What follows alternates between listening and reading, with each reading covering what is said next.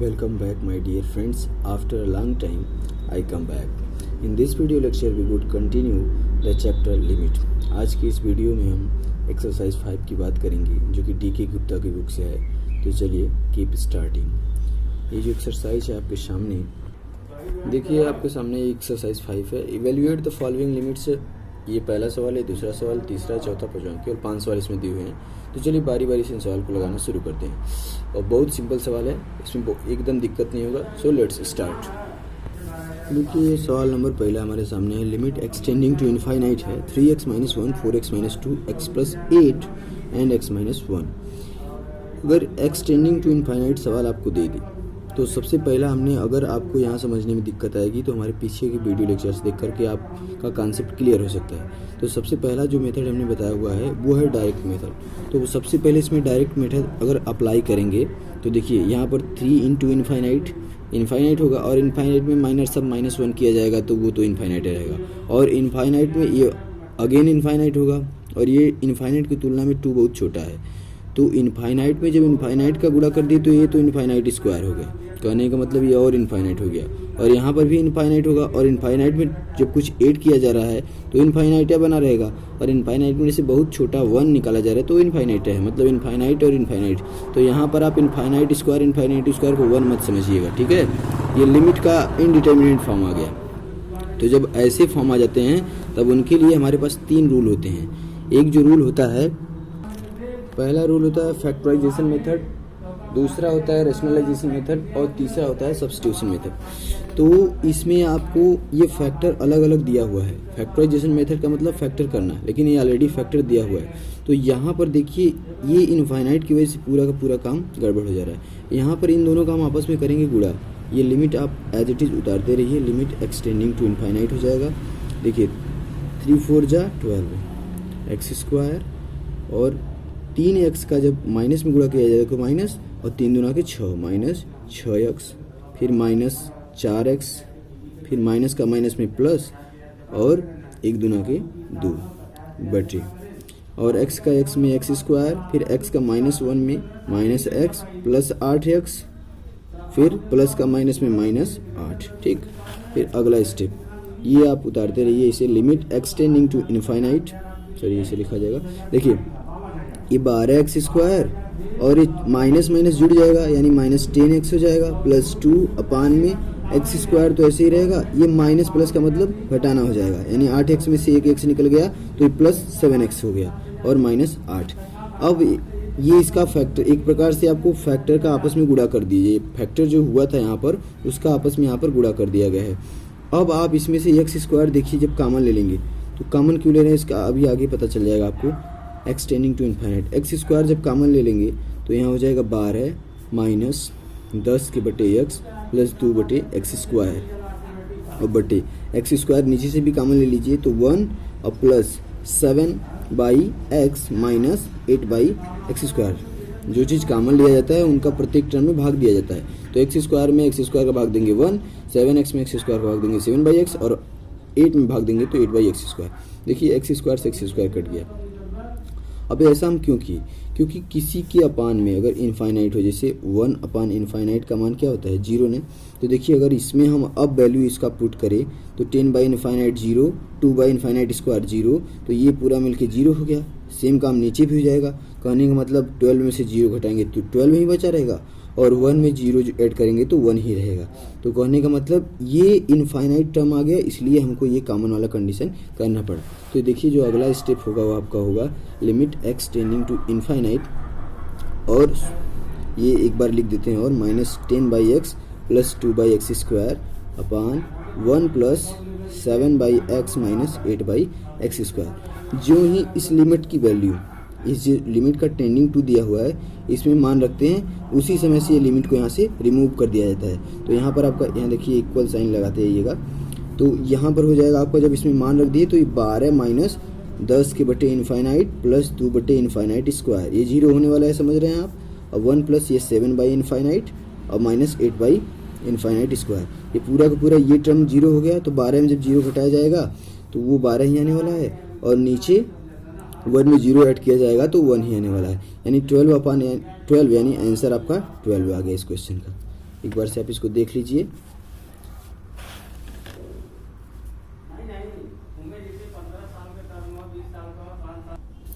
अब question number 2 हमारे पास है limit extending to infinite under root x plus 1 minus under root x. इसमें आप यहीं से डायरेक्ट मेथड को ऐसे ही देख लीजिए, लिखने की क्या जरूरत है। एक्सटेंडिंग टू जब आप यहाँ इनफाइनाइट रखेंगे तो इनफाइनाइट प्लस 1 और इनफाइनाइट का अंडर रूट लेंगे तो इनफाइनाइट ही होगा। तो ये आपका ये रूल एक प्रकार से ये रूप बन गया इनफाइनाइट में इनफाइनाइट का, जो कि एक इनडिटर्मिनेंट फॉर्म होता है। तो इनडिटर्मिनेंट फॉर्म को जब सॉल्व करने के लिए हमारे पास 3 रूल्स होते हैं। पहला होता है फैक्टराइजेशन, दूसरा होता है रैशनलाइजेशन और तीसरा होता है सब्स्टिट्यूशन। तो देखिए जब अंडर रूट लगे तो आपको ज़्यादा सोचने की जरूरत नहीं है, इसमें आप तुरंत रैशनलाइजेशन कर दीजिए, ठीक है। तो इसमें तो नीचे जो इसका हल है 1 है, तो यहाँ पर बस अंश दिया हुआ है, तो यहाँ पर हम कहेंगे कि अंश का परमेयीकरण आप कह दीजिए, ठीक है। देखिए लिमिट एक्सटेंडिंग टू इनफाइनाइट, और परमेयीकरण में क्या होता है कि विपरीत साइन के साथ उसका अंश व हर में हो जाता है गुणा।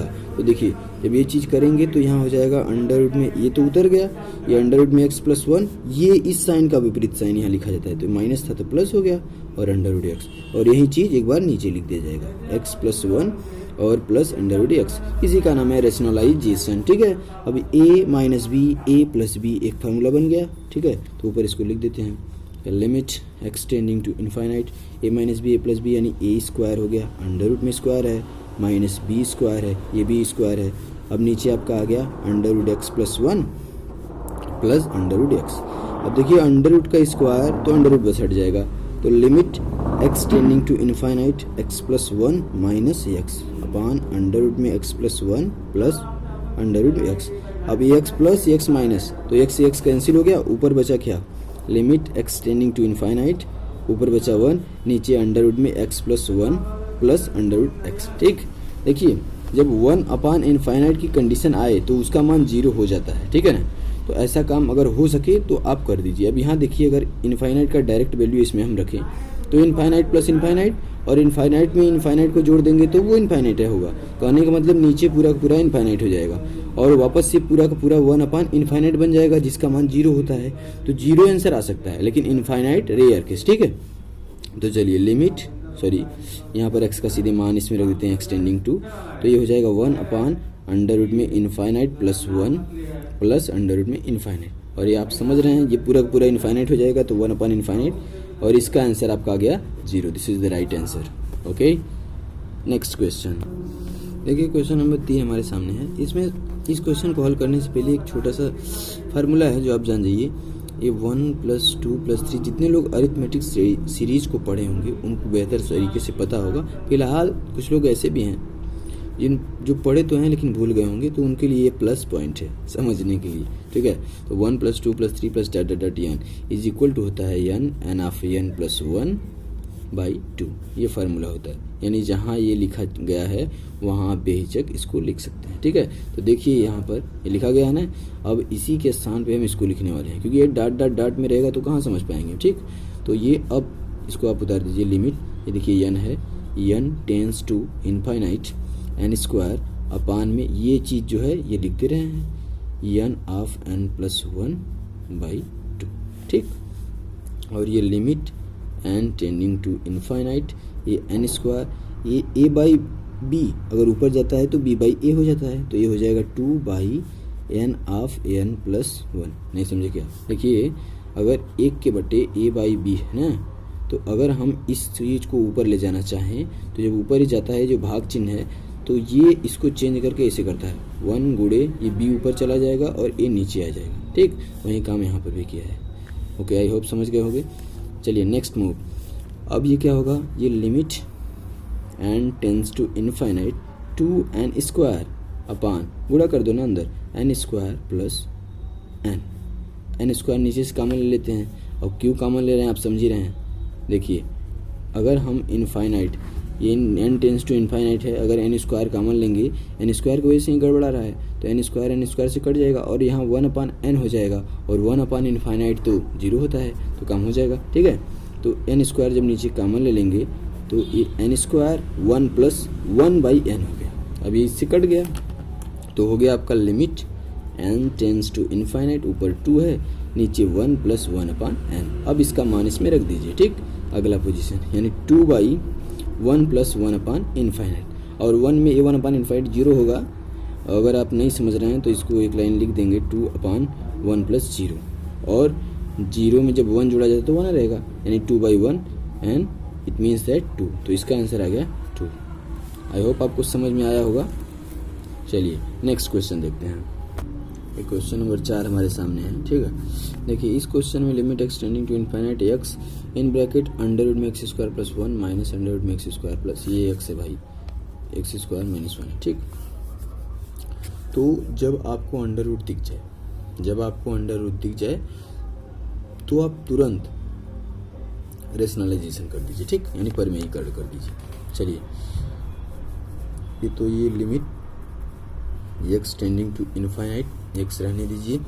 ये जिसमें कर्डी लगा हुआ है उसी का अंश व हर में क्या कर देते हैं, गुणा, उसके विपरीत चिन्ह का, ठीक है ना। तो ये √x² + 1 हो जाएगा, और ये माइनस √x² - 1, हाँ ये ब्रैकेट मत भूलिएगा, और इनटू, ठीक, क्या √x² + 1, ये x है भाई, थोड़ा सा उल्टा पुल्टा लिखे जा रहा है, और प्लस ये √x² x -1। देखिए इस साइन को आपको नहीं चेंज करना है, रेशनलाइजेशन में ये सेम साइन के होंगे, बस ये जो इन दोनों के बीच का जो साइन है वो चेंज होता है। देखिए इसमें सेम है ना, हाँ, और इसी चीज़ का नीचे लिख देते हैं x² + 1 और प्लस x² - 1। तो ये x आपका बाहर ही रहेगा, limit x tending to infinite, x बाहर ही रहेगा, और ये आपका देखिए ये है आपका a - b a + b, तो a² - b², यानी √x + 1 पूरा अंडर रूट है, इसका होल स्क्वायर माइनस √x² - 1, ये पूरे का होल स्क्वायर, और अपान में क्या है, अपान में है आपका √x² + 1 प्लस √x² - 1, ठीक।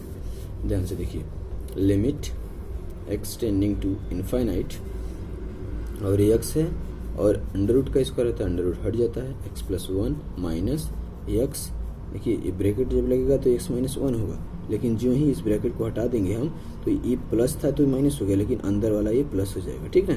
समझ में आया, समझ रहे हो, देखो प्लस है यहाँ पर ऊपर माइनस, तो माइनस ये अंडर रूट हट जाएगा, x² - 1 हो जाएगा, ये अंडर रूट में x² है, सॉरी यहाँ x² है, तो ये x² यहाँ हो जाएगा, माइनस का अंदर गुणा हो गया तो माइनस हो गया, और ये माइनस था तो ऑलरेडी माइनस का गुणा होकर प्लस हो गया, ठीक।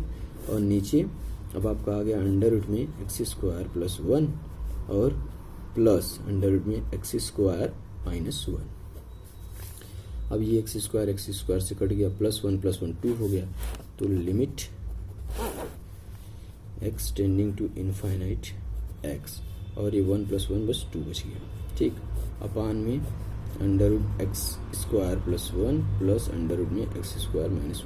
अब देखिए थोड़ा सा ध्यान दीजिए, ये ऊपर x है, अगर ये x खत्म हो जाए यहाँ से तो कुछ काम बन जाए ना, तो इस x को गायब होने के लिए नीचे x मिल जाए तो काम हो जाए ना, तो इस नीचे से x का हम कॉमन ले लेते हैं। देखिए कॉमन कैसे लिया जाता है, limit x tending to infinite, ठीक, ये 2x इसको लिख सकते हो।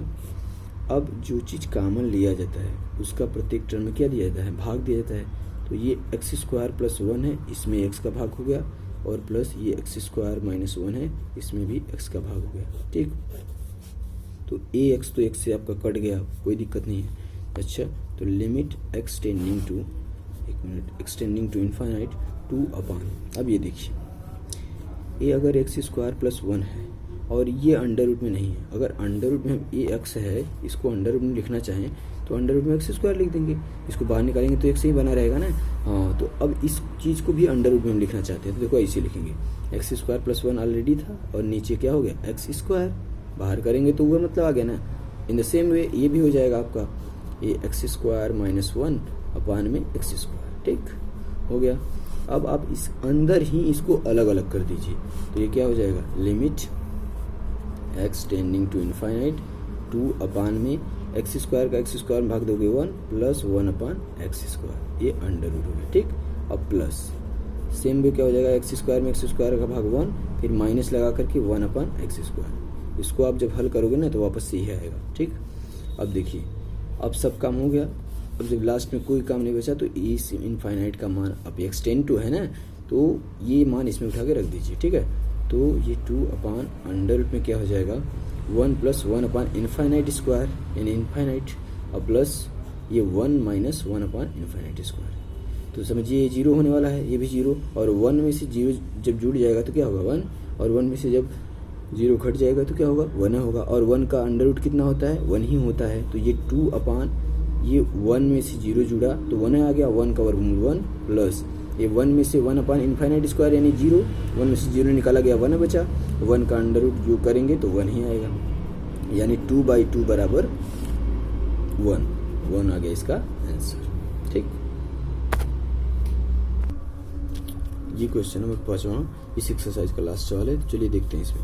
इस सवाल को भी देखने से पहले एक फार्मूला आप जान जाइए, 1 square plus 2 square plus 3 square plus dot plus n square बराबर होता है n प्लस 1 2n प्लस 1/6। ये फार्मूला होता है, ठीक। तो इसी फार्मूला का यूज इसमें होने वाला है। तो चलिए शुरू करते हैं। Limit n tends to infinite, यहाँ हो जाएगा n of n plus 1 2n plus 1/6 और पूरे के बटे n की हो, ठीक है। तो ये 6 नीचे आ जाएगा, ये limit n tends to infinite, n रहने दीजिए, n plus 1 2n plus 1 upon में ये 6n की हो जाएगा, एक n से एक n कट गया और नीचे n स्क्वायर हो गया। तो limit n tends to infinite n plus 1 2n plus 1 upon में 6n स्क्वायर। ऊपर वाले का मल्टीप्लिकेशन कर देते हैं, n tends to infinite 2n square plus n plus 2n plus 1 upon 6n square. तो हो जाएगा limit n tends to infinite 2n square plus 3n plus 1 upon 6n square. दोनों में से n स्क्वायर कॉमन ले लीजिए, तो हो जाएगा limit n tends to infinite n square common 2 plus 3/n plus 1/n square upon में ये 6n स्क्वायर, ठीक। n स्क्वायर से n स्क्वायर कट गया और ये हो गया आपका limit n tends to infinite 2 plus 3/n plus 1 upon n square upon में 6। अब n टेंस टू इनफाइनाइट रख दीजिए, तो हो जाएगा आपका 2 प्लस 3/इनफाइनाइट प्लस 1 अपान इनफाइनाइट स्क्वायर अपान में 6।